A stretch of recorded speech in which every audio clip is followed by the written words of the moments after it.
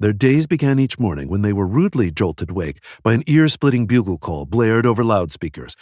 The bugle call wasn't even at the same time each day. If it were, they might naturally have learned to wake up a little beforehand to soften the shock.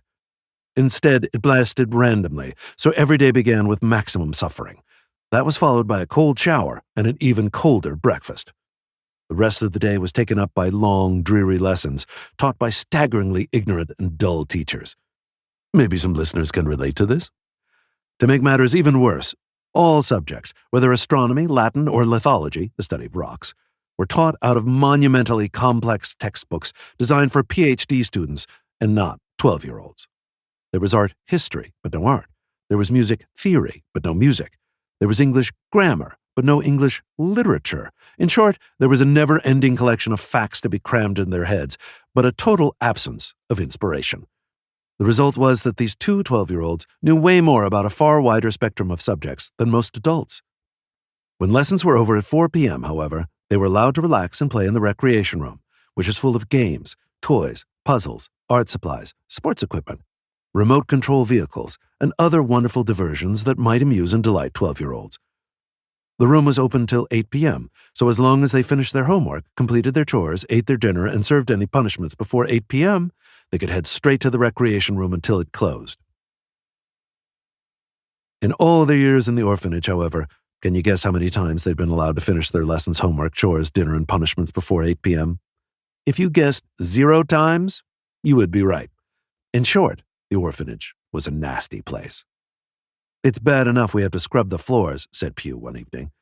"But why does the water have to be full of ice and—" "The brush is so small," interrupted Basket, holding up a brush designed to clean fingernails, not the stone slabs of a room the size of 10 tennis courts. The two siblings were on their knees, scrubbing the seemingly endless flagstones in the entrance hall of the orphanage. The skin on their knees was shredded and their knuckles bled from being scraped on the stones, which were as jagged as cheese graters. Pew dipped his brush into the square bucket of water and then into the square tub of soap. Yes, square. One of the many peculiarities of the orphanage was the total absence of anything round. Anything that you'd expect to be round, like a trash can or a drinking glass, or a bowl, or a pot, or a pan, or drain pipes, or even a toilet, all were, in fact, square. "Less chat, more scrub," barked Miss Grott, the British warden of the orphanage. She was a large, square woman, as wide as she was tall, with small, piggy eyes sunk deep in her fleshy face. 2 snarling dogs strained at leashes held in her meaty hand. She pointed a thick finger at the floor.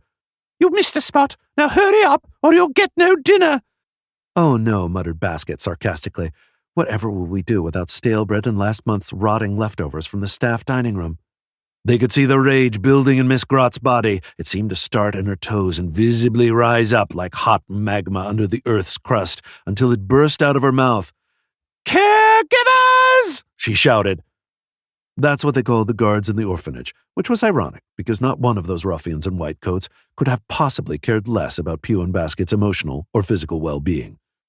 2 huge caregivers lumbered up to Miss Grott and stood to attention, or as close to attention as their vast, hunched shoulders and stupid faces would allow.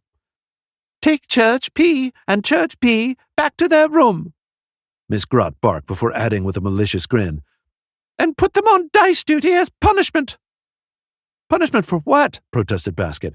"For sarcasm, impertinence, ungratefulness," replied Miss Grott, "and eye-rolling." Each caregiver grabbed a child by the back of the shirt and lifted them off the ground, carrying them like rag dolls to their room. Pew and Basket's accommodations was a room, like the guards were caregivers, and dinner was food. The truth was very different.